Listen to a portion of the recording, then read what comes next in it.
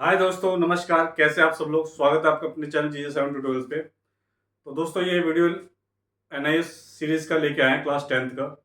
और 10th में हमने आज सब्जेक्ट लिया है हिंदी का। हिंदी में आपका चैप्टर है फोर्थ। फोर्थ जो आपके चैप्टर है, आप देखेंगे कि आप उसमें बहुत प्यारी सी कविता है, आवाहन। आवाहन जो है वो पुरानी कविता है, आज़ादी से पहले की, जिसको श्री मैथिली शरण गुप्त जी ने लिखा था। पर वो आज के लाइफ से रिलेट होती है।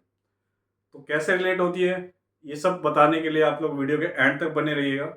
वीडियो में आपको बहुत कुछ समझने को मिलेगा और कोशिश करेंगे कि आज ये कविता आज ही निपटा लें। तो आप लोग को जो भी पहली बार इस वीडियो पे आए हैं, इस चैनल पे आए हैं, तो आप लोग एंड तक बने रहिएगा और कमेंट के माध्यम से ज़रूर बताइएगा कि आपको वीडियो कैसी लगी। तो ज़्यादा समय ना लेते हुए चलिए आज स्टार्ट करते हैं अपना चैप्टर, प्यारा सा चैप्टर, पार्ट 4, आवाहन। आवाहन। तो बैठे हुए हो व्यर्थ क्यों, आगे बढ़ो, ऊंचे चढ़ो। है भाग्य की क्या भावना, अब पाठ पौरुष का पढ़ो। है सामने का ग्रास, भी मुख में स्वयं जाता नहीं। हाँ ध्यान उद्यम का तुम्हें, तो भी कभी आता नहीं। तो ये पैराग्राफ हम लोग लेंगे, ठीक है। और सबसे पहले हम इस पैराग्राफ को समझने की कोशिश करते हैं। तो जैसा आपको लिखा है, बैठे हुए हो व्यर्थ क्यों, आगे बढ़ो, ऊंचे चढ़ो। तो आप लोग अपनी किताबों में देखेंगे, जैसे अब कि आप पढ़ाई कर रहे हैं, तो अंश 1 में आपने साफ साफ देखा होगा कि ध्यान दें कि यह कविता सन 1912 के आसपास तब लिखी गई थी जब हमारा देश गुलाम था। और अपने आधुनिक भारत के इतिहास में पढ़ा होगा कि किस तरह सन 1857 के स्वाधीनता संघर्ष में अंग्रेजों ने भारत के लोगों को क्रूरतापूर्वक दमन किया। दमन किया कि पहले क्या थे, जब हमारा देश गुलाम था तो अंग्रेजों ने पूरा हम पे कब्जा जमा के हर जगह सिर्फ अंग्रेज के कर्मचारी काम करते थे और हम लोग उनके गुलाम होके वो हम पे बहुत सारे जुर्म ढाते थे। तो कुछ जो देशभक्त जो थे, आज़ादी चाहते थे, उन्होंने पूरे देश का आह्वान किया, जिसपे ये कविता है कि कैसे हम लोग एकजुट होके हम लोग आज़ादी के लिए लड़े और आज हमारा देश आज़ाद है। और आज़ादी को भी कितने वर्ष हो चुके हैं। तो चलिए पहली लाइन हम लोग सबसे पहले लेते हैं, बैठे हुए हो व्यर्थ क्यों। बैठे हुए हो व्यर्थ क्यों। तो आप लोग जैसे ये लाइन से पढ़ रहे हो, बैठे हुए व्यर्थ क्यों, तो आप लोग अभी बैठे हुए, 10th के आपके एग्जाम चल रहे हैं। कवि का यही कहना है क्या, बैठे हुए व्यर्थ क्यों, क्योंकि हम लोग क्या होता है कि ज़्यादातर समय खाली हम बिताते हैं। उस टाइम कवि ये कहना चाहता था देशवासियों को कि जो आप लोग टॉर्चर झेल रहे हो, जो आप पे जुल्म हो रहा है, तो आप लोग बैठे क्यों हो, आप लोगों को अपनी आवाज़ उठानी पड़ेगी। और आज के डेट में रिलेट ले लें इस कविता का कि अभी आप लोगों का 10th के एग्ज़ाम है और आप लोग कुछ ना कुछ कहीं घूम रहे होगे, कहीं कुछ कर रहे होगे, मूवीज़ देखने जा रहे होगे, खाना पीना खा रहे होगे, कुछ भी। और हम दोस्ती में या यहाँ वहाँ जाके अपना समय व्यर्थ ना गवाए। इसका कहने का मतलब है, बैठे हुए व्यर्थ क्यों, आगे बढ़ो, ऊंचे चढ़ो। आगे बढ़ो, ऊंचे चढ़ो। आगे बढ़ो के बहुत सारे मायने निकलते हैं। कैसे निकलते हैं कि किसी को आपने कह दिया, क्या भाई साहब आगे बढ़ो, ठीक है।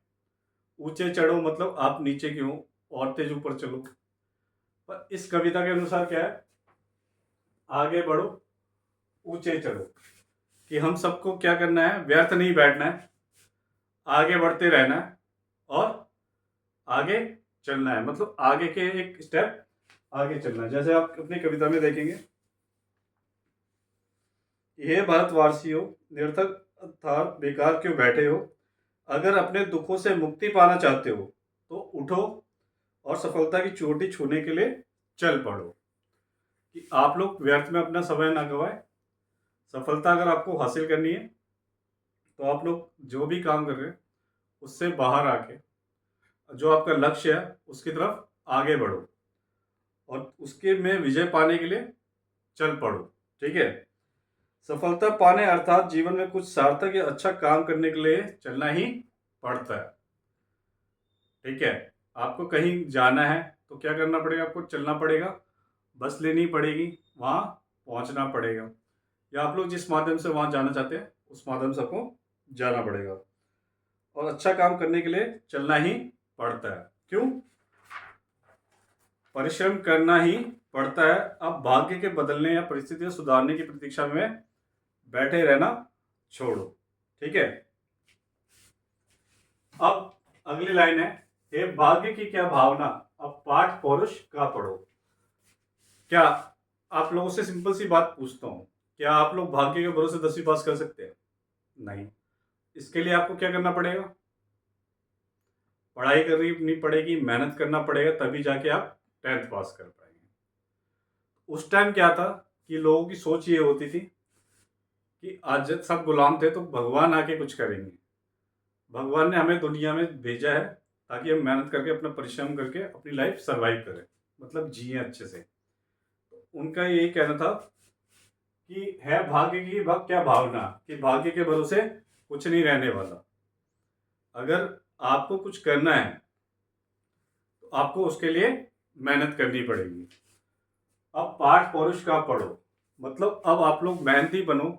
पाठ पौरुष का पढ़ो मतलब आप खुद मेहनत करो, खुद अपनी आज़ादी पाने के लिए आप आगे बढ़ो।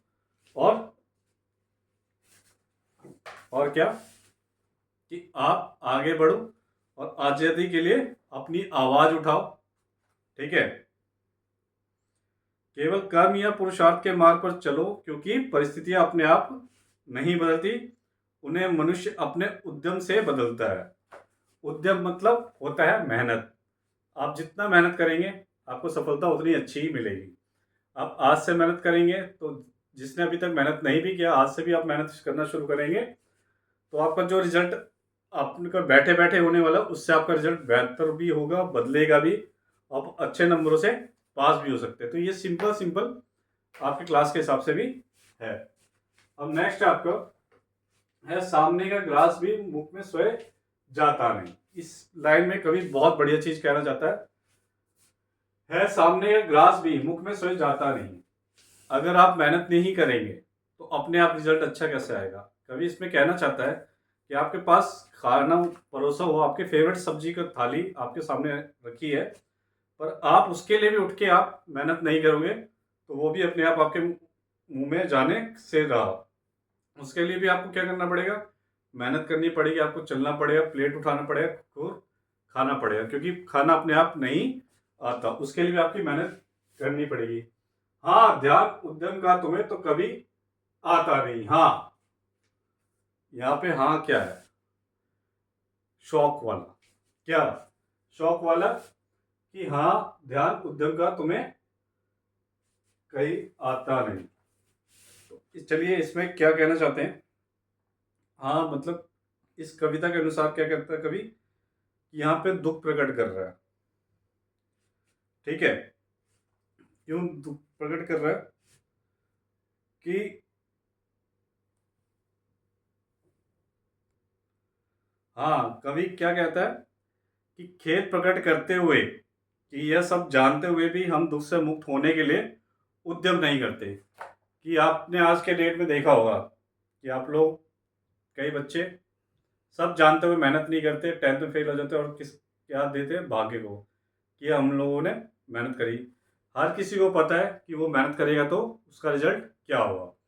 कि आप सब कुछ जानते हुए भी आप मेहनत ना करो, इसी का मतलब ये है कि आप उद्यम ना करो तो आपका रिजल्ट कैसे अच्छा होगा।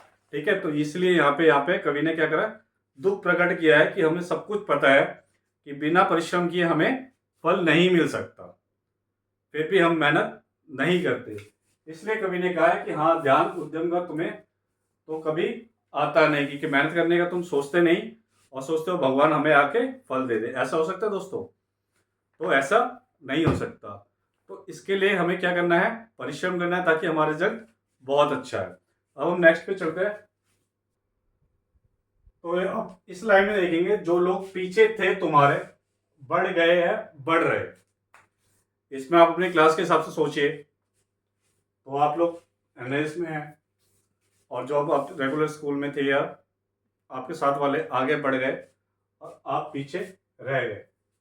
यही हुआ। तो आप लोग भी पढ़िए और आगे बढ़िए। चलिए अब कविता पे डायरेक्ट आते हैं। जो लोग पीछे थे तुम्हारे बढ़ गए बढ़ रहे। इसमें कवि क्या कहना चाहता है, जरा ध्यान से सुनते। कहता है कि जो लोग पीछे थे वो आगे बढ़ गए और बढ़ते जा रहे। आप समझ रहे हैं कि यह किन लोगों के बारे में कहा जा रहा है। ठीक है। तो इतिहास पढ़ते हुए आपने शायद जाना होगा कि सभ्यता के विकास के दौर में भारत बहुत समृद्ध देश था।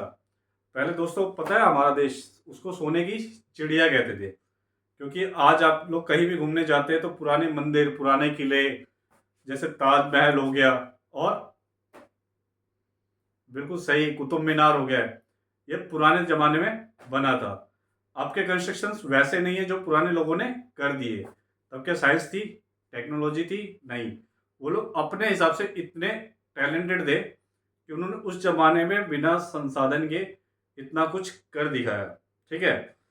पर अब क्या है कि जो दूसरी कंट्रीज है वो आज के डेट में नई नई टेक्नोलॉजी करके जो हमसे काफ़ी पीछे थे वो हमसे काफ़ी आगे हो गए और बढ़ते जा रहे और बढ़ रहे हैं।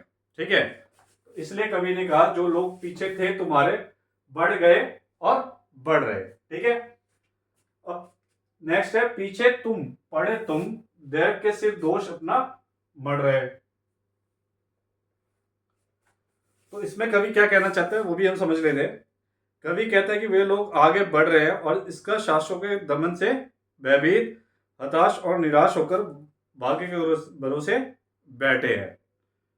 कि वो लोग तो आगे बढ़ रहे हैं और उसके बाद जो, क्योंकि ये बात कब की चल रही है, आज़ादी की। आज़ादी के टाइम क्या था कि अंग्रेज तो आगे बढ़ गए थे, पर हमारे हिंदुस्तानी में कल्चर क्या था कि ठीक है भगवान जैसा चाहता है वैसा ही होगा। आज के डेट में भी आप देखो तो नॉर्मल परिवार जो लोअर मिडिल है या मिडिल है, वो लोग जो कुछ करता ही नहीं है वो भी आज भगवान के भरोसे बैठे रहते हैं, भगवान जैसा करेगा वैसा होगा। पर जो आगे बढ़ रहे, जो फैमिलीज में आगे ग्रोथ हो रही है, जो बच्चे आगे बढ़ रहे हैं, वो इस भगवान के भरोसे नहीं बैठते, वो अपने कर्म के भरोसे चलते हैं कि मेहनत करेंगे आगे बढ़ेंगे। और जो बच्चे कर्म नहीं करते उनका हाल तो सब जानते ही हैं। ठीक है। बदलते हुए समय के अनुसार अपने को बदलने के लिए परिश्रम नहीं करते और अपनी हर असफलता के लिए भाग्य को दोषी मानते हैं। ठीक है। इसमें वही कवि ने कहा कि पीछे पड़े तुम जो पीछे रह गए वो देव मतलब दूसरों के सिर दोष मढ़ रहे कि भगवान जो करेंगे, और अपने भाग्य के पे वो मेहनत करने का चाहते ही नहीं। सब क्या करते हैं दूसरों के भरोसे कि ऐसा हमारे साथ अच्छा नहीं हो रहा, इसने हमारे साथ ये किया वो किया, पर अपनी मेहनत करनी नहीं। तो अब अगले चरण पर चलते हैं। पर कर्म तेल बिना कभी विधि दीप जल सकता नहीं। ये बहुत प्यारी लाइन है। पर कर्म तेल बिना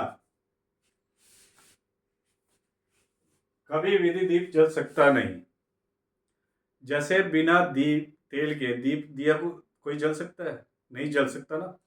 ऐसे ही जब तक आप कर्म नहीं करोगे तो आपको सफलता अर्जित नहीं होगी। तो जब तक आप मेहनत नहीं करोगे आपको कोई भी एग्जाम नहीं पास कर सकते। कई लड़कों को आज के शौक में है बॉडी बनाने का, तो बिना एक्सरसाइज किए बॉडी बन जाती है। कोई मोटा है तो क्या बिना एक्सरसाइज किए पतला हो सकता है? नहीं ना। अब कोई रनिंग में किसी भी चीज में सफलता प्राप्त करना चाहता है तो वो उसमें हासिल नहीं करता। और ये बुक में भी आपके लिखा हुआ है, एक कहावत में कही गई बात बिल्कुल सत्य है कि देव देव कौन पुकारते हैं? आलसी पुकारते हैं। अर्थात आलसी लोग कर्म नहीं करते और विपत्ति आने पर केवल भाग्य को दोष देते हैं।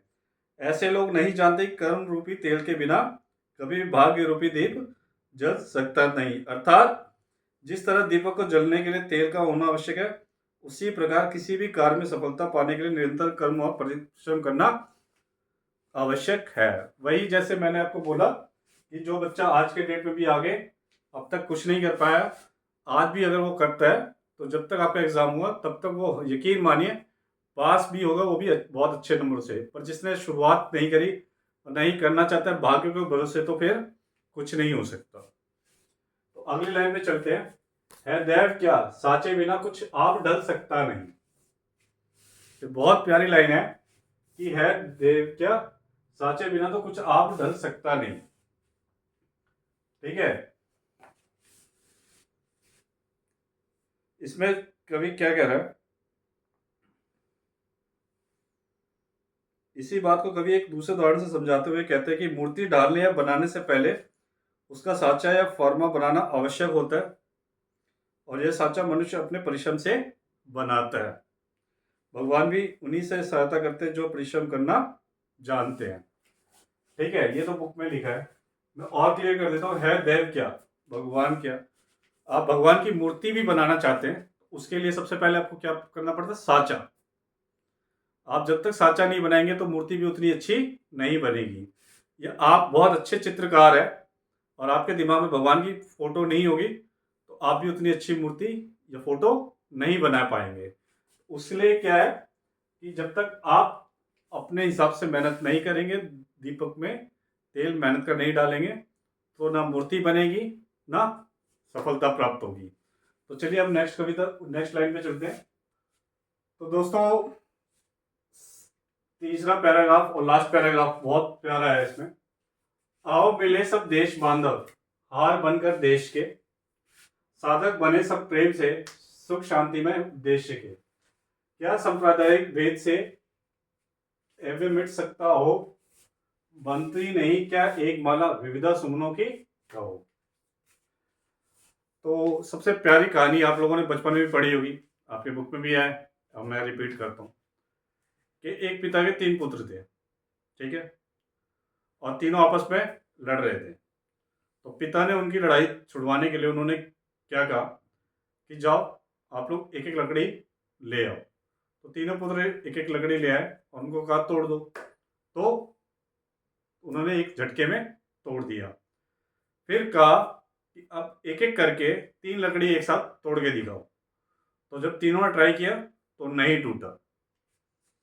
तो इससे पिता ने उनको समझाया कि जब तक आप अकेले रहोगे तो आपको कोई भी तोड़ सकता है, पर आप ग्रुप में रहोगे, एक साथ रहोगे, इकट्ठे होके रहोगे, तो आपको कोई भी हिला नहीं सकता। तो दोस्तों, ये आज़ादी की बात थी, आज़ादी के टाइम की कविता है। उस टाइम क्या था, हमारा देश एक था, कोई बंटवारा नहीं हुआ था।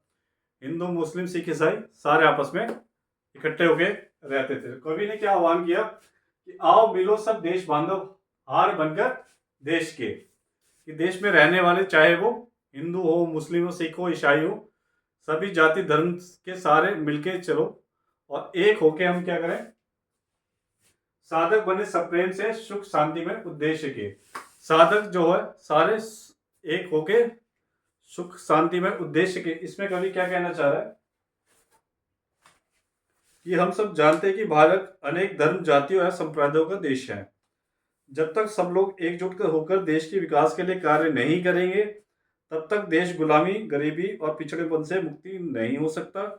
इसलिए अंश में कवि क्या कहता है कि देशवासियों, माना कि हम अलग अलग जाति व संप्रदाय से जुड़े हुए हैं, पर भारत के नागरिक होने के नाते हम सब क्या है, भाई भाई हैं। सभी भारतीय क्या है, हम भाई भाई हैं। इसलिए आओ सब मिलकर देश को एकता के सूत्र में बांधो और सुख शांति में उद्देश्य को पूरा करने के लिए काम करो। और हमें सुख कैसे मिलेगा, आप लोग हैं, अगर आप लोग बांध के रखा जाए तो आप लोगों को सुख मिलता है नहीं। आप लोग क्या चाहते हो कि जहाँ भी आप जाना चाहो तो वहाँ पे आप आज़ादी से घूम फिर सको। स्कूल में आप जाते हो, आपको टीचर बिठा दे, तो फिर आप लोग क्या चाहते हो कि बाहर भागना, क्यों, क्योंकि आपको आज़ादी चाहिए होती है। क्या असली आज़ादी इसी में है? नहीं, असली आज़ादी क्या है कि हम पढ़ लिख के कामयाब हो और कहीं भी हम जाना चाहें तो अपनी मर्जी से जा सकें। अब शांति कैसे आएगी, गरीबी दूर होने से। ठीक है, ये उस टाइम की बात चल रही है जिस टाइम ये कविता लिखी गई है। उस टाइम क्या था, सुख कैसे मिलेगा, क्योंकि अंग्रेजों के गुलाम थे, तो आज़ादी से सुख मिलता। और शांति कैसे आएगी, गरीबी दूर होने से। ठीक है, गरीबी दूर कैसे होगी, गरीबी दूर होगी अपने शासन स्थापित करके, कि अंग्रेजों जब तक शासन करेंगे तब तक हम लोग क्या होते, गरीबी थे।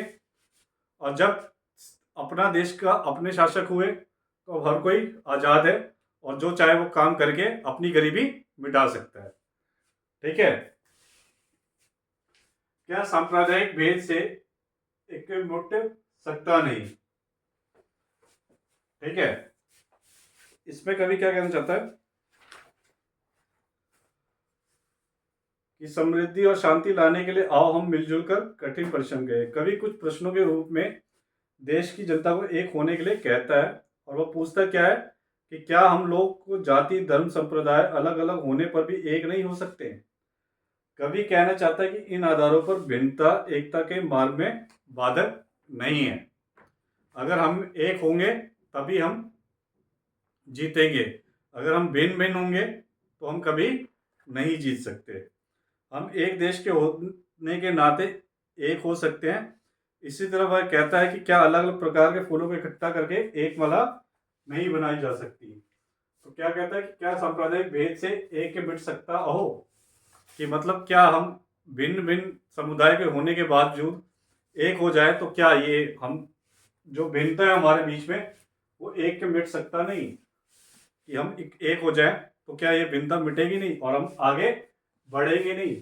जो भी हमारा सांप्रदायिक भेदभाव है वो किससे खत्म होगा, कि जब हम सबकी एक मत एक सोच हो।